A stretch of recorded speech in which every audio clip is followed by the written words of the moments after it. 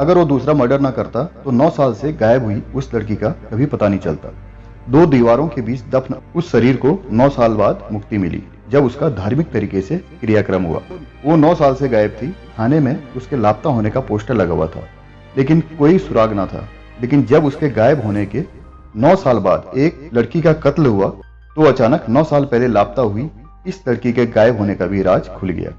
आखिर कहाँ गायब थी वो लड़की और 9 साल बाद हुए मर्डर से उसके लापता होने का क्या संबंध था, और इस मर्डर का राज क्या था? आइए स्पेन में घटी इस वारदात के बारे में जानते हैं। स्पेन के एक शहर में इसी साल 28 मई को एक युवती की बेरहमी से हत्या कर दी जाती है। मर्डर करने वाला उस लड़की का 45 साल का पार्टनर था, जिसका नाम था मार्को रोमियो। इसने अपनी पत्नी 28 साल की पौला पर चाकू से 14 बार हमला किया और बेरहमी से उसको मौत के घाट उतार दिया। मरने वाली पौला मूल रूप से इटली की रहने वाली थी, लेकिन अब वो स्पेन में रहने लगी थी। पौला के कुल 3 बच्चे थे, जिनमें से पहले पति जिससे उसका तलाक हो चुका है, 2 बच्चे हैं और एक बच्चा रोमियो से भी है। यहाँ मार्को रोमियो अपनी पत्नी पौला की हत्या करने के लिए बार बार उसे चाकू से गोद रहा था। उधर पौला की चीख निकल रही थी। पौला की चीख की आवाजें जब पड़ोसियों ने सुनी तो उन्होंने इसकी सूचना पुलिस को दे दी। पुलिस तुरंत मौके पर पहुंच गई। मार्को रोमियो को गिरफ्तार कर पौला को अस्पताल पहुंचाया, लेकिन अस्पताल ले जाना तो प्रक्रिया का हिस्सा भर था। पौला की तो घर के अंदर ही मौत हो चुकी थी। पड़ोसियों के समय पर सूचना देने से पुलिस ने आसानी से उसके पति मार्को रोमियो को गिरफ्तार कर लिया।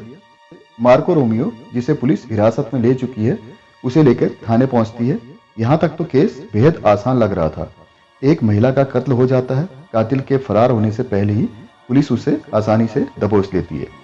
केस में अब ज्यादा कुछ था नहीं, लेकिन थाने पहुंचने पर पुलिस के सामने होता है एक सनसनीखेज खुलासा। जैसा कि हमारे यहाँ थानों में घुसते ही एक बोर्ड दिखता है, जिस पर उस थाना एरिया से गुमशुदा लोगों की फोटो के साथ डिटेल लिखी होती है। असल में ये हर थाने में इसलिए होता है कि ताकि अगर किसी ने उन लापता लोगों को कहीं देखा हो तो पुलिस को सूचना दे सके। स्पेन के पुलिस थानों में भी इसी तरह का सिस्टम है। वहां भी लापता लोगों के पोस्टर लगे होते हैं।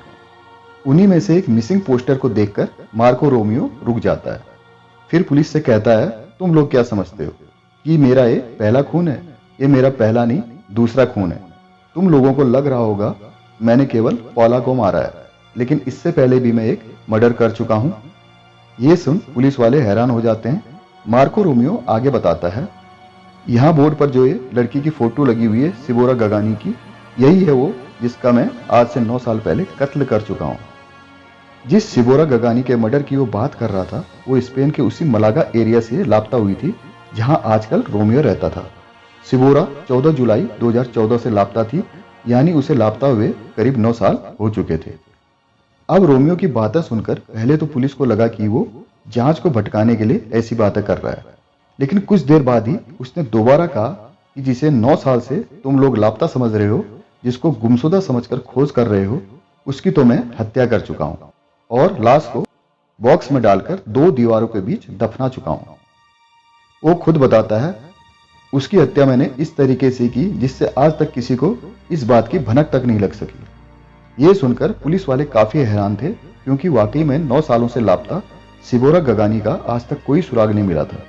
अब पुलिस ने 9 साल पुराने सिबोरा गगानी के मिसिंग केस की फाइल की जांच शुरू की। तब हैरान करने वाला खुलासा हुआ।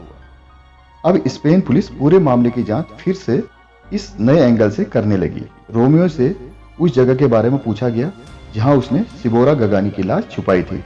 जब पुलिस को उस जगह का पता चला तो पुलिस हैरान थी कि आखिर 9 साल से किसी लड़की की हत्या कर उसकी लाश बक्से में डालकर दीवार में दफना दे तो भी उसकी बदबू क्यों नहीं आई। रोमियो ने तब एक और बड़ा खुलासा किया। दरअसल 22 साल की सिबोरा गगानी की जब 2014 में रोमियो ने हत्या की थी, तब उसकी लाश को उसने बहुत ही बेरहमी और सातिराना तरीके से ठिकाने लगाया था। आरोपी मार्को रोमियो और उसकी गर्लफ्रेंड सिबोरा गगानी मूलतः इटली के रहने वाले थे। वहीं उनकी दोस्ती हुई। फिर दोनों 2011 में स्पेन शिफ्ट हो गए थे। 3 साल के लिव इन रिलेशनशिप के दौरान दोनों के बीच अनबन होने लगी थी। ऐसे ही जुलाई 2014 में एक दिन झगड़े के दौरान मार्को रोमियो ने सिबोरा का उसी फ्लैट में मर्डर कर दिया जिसमें वो रहते थे। हत्या करने के बाद मार्को रोमियो लाश को ठिकाने लगाने के लिए घर में काफी मात्रा में एसिड ले आया और एसिड में सिबोरा की लाश को पूरी तरह से कुछ दिनों के लिए डाल दिया, जिससे उसकी इंसानी खाल पूरी तरह से गल गई। अब जो बची हुई इंसानी हड्डियां और अवशेष थे उन्हें कई प्लास्टिक बैग में भरकर अच्छे से बंद कर दिया। एसिड से इंसानी मांस इस तरह से गल चुका था कि बदबू नहीं आ सकती थी। इसके बाद एक लंबे बक्से में उसने उन प्लास्टिक बैग को डालकर बंद कर दिया और उसी फ्लैट जिसमें वे रहते थे, जहां उसने सिबोरा का कत्ल किया था, उसी घर की 2 दीवारों में बनी जगह में बॉक्स को रखकर उसे पूरी तरह से प्लास्टर कराकर बंद करा दिया। बक्से में दफ्न सिबोरा को श्रद्धांजलि देने के लिए फूलों का एक गुलदस्ता भी बॉक्स के अंदर रख दिया। अब यह तो पुलिस को पता चल गया कि सिबोरा गंगनानी की बची खुची लाश उन 2 दीवारों के बीच में है, लेकिन 9 साल बाद उस फ्लैट में नए किराएदार रहने लगे थे। इसलिए स्पेन पुलिस ने घर में रहने वाले किराएदार को समझाकर मार्को रोमियो की बताई हुई दीवारों के आसपास पहले एक्सरे टेस्ट किया। एक्सरे में जब दीवार के अंदर कुछ होने की संभावना मिली तब वहां की दीवार को तोड़ा गया। दीवार को तोड़ने के बाद वहां से रोमियो ने जैसा बताया था वो बक्सा मिल गया और उसमें इंसानों के अवशेष भी मिल गए। हालात तो बता रहे थे कि ये अवशेष सिबोरा के ही हैं, लेकिन फिर भी पुष्टि के लिए पुलिस इन अवशेषों के डीएनए का मिलान सिबोरा के रिश्तेदारों से करवा रही है। संदिग्ध दोहरे हत्यारे मार्को रोमियो की पड़ोस में छवि एक हिंसक अपराधी के रूप में थी और उसका नाम घरेलू हिंसा में शामिल व्यक्तियों के स्पेनिश पुलिस के रजिस्टर में भी पहले से दर्ज था। उसकी इसी प्रवृत्ति का शिकार पहले सिबोरा बनी, फिर उसके बाद पॉला, जहां केवल आपसी झगड़े में उसने दोनों का मर्डर कर दिया। सिबोरा की लाश को बड़े ही हैवानियत तरीके से ठिकाने लगाने के बाद रोमियो ने सिबोरा के रिश्तेदारों को झांसे में ले लिया और उनको बताया कि दोनों में ब्रेकअप हो गया है, इसलिए सिबोरा अपना सारा सामान लेकर मुझसे दूर चली गई है। लेकिन काफी समय बाद भी जब सिबोरा की अपने रिश्तेदारों से बात नहीं हुई और उसके बारे में कुछ पता नहीं चला तो रिश्तेदारों ने पुलिस में उसके गुमशुदा होने की शिकायत दर्ज कराई। लंबे समय तक जब पुलिस सिबोरा का कोई सुराग नहीं लगा पाई तो थाने में सिबोरा का मिसिंग पोस्टर लगा दिया गया।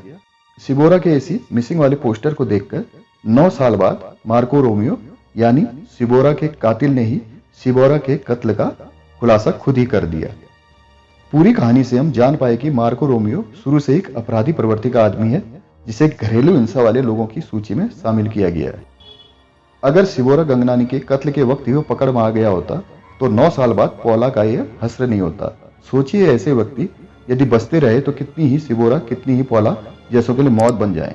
ऐसे अपराधी प्रवृत्ति के लोगों से दूरी और सावधानी जरूरी है।